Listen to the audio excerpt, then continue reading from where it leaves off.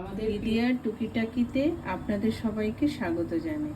আজকে আমি আমার রায়া বেবিকে মিক্সড ভেজিটেবলস খাওয়াবো। আমি প্রথমে সব ভেজিটেবলসগুলো ছোট ছোট করে কেটে নিয়েছি এবং ভালো করে ধুয়ে নিয়েছি এবং এরকমভাবে আলাদা আলাদা করে রেখেছি। একটু হলুদ নিয়েছি, একটু সর্ষে ফোড়ন দেব, একটু কারি পাতা দেব, একটু সাউথ ইন্ডিয়ান স্টাইলে করছি, আর একটু এক্সট্রা ভার্জিন অলিভ অয়েল দিয়ে রান্না করব। আপনারা চাইলে ঘি অথবা কোকোনাট অয়েলেও রান্না করতে পারেন।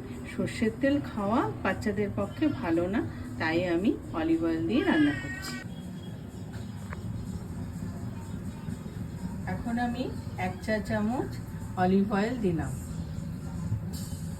তার মধ্যে একটু কারি পাতা দিচ্ছি। একটু তেলটা গরম হোক, আমি একটু কারি পাতা ফোড়ন দিলাম। বাচ্চাদের একটু টেস্টি না হলে বাচ্চারা খাবে না। আমার রায়া বেবির মুখে খুব টেস্টি না দিলে ও একটু খেতে চায় না, তাই একটু সর্ষে ফোড়ন আর একটু কারি পাতা ফোড়ন দিলাম। এটা তেলটা গরম হয়ে গেছে, 1 টেবিল স্পুন তেল দিলাম, দিয়ে এবার কারি পাতা সর্ষে ফোড়নটা একটু নাড়িয়ে দিলাম। তেলটা এখন আমি সব সবজিগুলো দিয়ে দিলাম।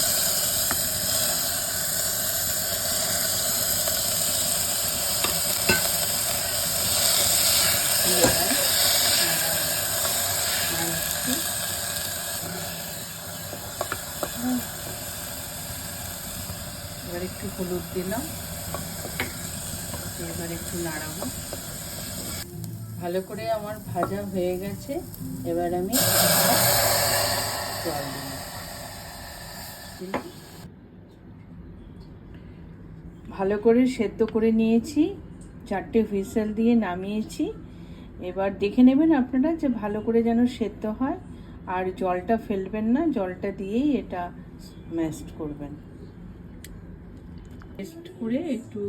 স্ম্যাশড করে একটু সার্ভিং বলে দিয়েছি। এবার একটুখানি গোলমরিচ ছড়িয়ে দিচ্ছি, কারণ আমার রায়া বেবি ভীষণ টেস্টি খাবার পছন্দ করে, না খেলে থু করে ফেলে দেয়, সেই জন্য একটু গোলমরিচ দিয়ে দিয়েছি।